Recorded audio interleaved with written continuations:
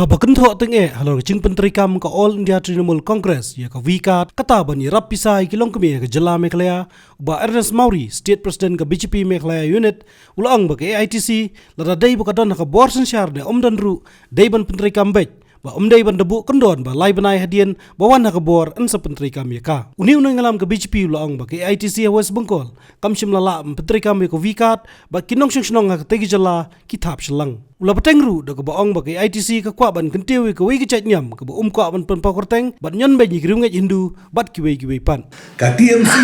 na ong epi ka vika ngarang depkan podurashan kawan ra ai ka bikat kong hana lada kini kilong kemi jongi ki ai kerteng ban yo ya ka account number ban apply ka bikat bat ki ai ka placement ki ong ba ngin implement 3 months after we come to power mono banget kumi kata pi haba piwan ra ika ya kanu ka grant lana kanu development it should be implement immediately whether you are in government or not in government tapi don sarkar no sarkar kam dei ngi wan ra ika jing mentoy na benta kinong sok snong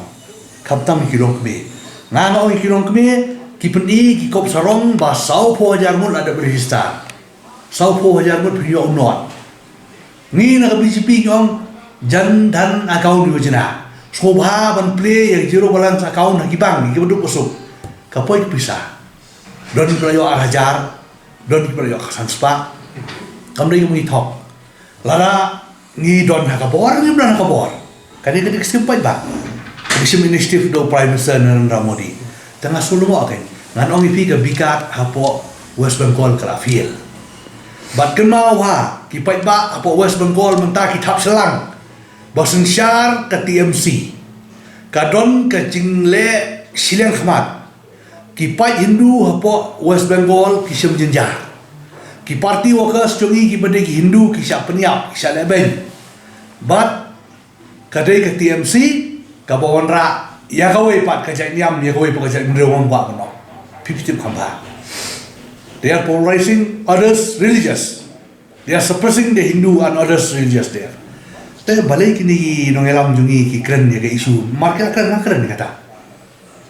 Lagi om ikan marfak ngam salia.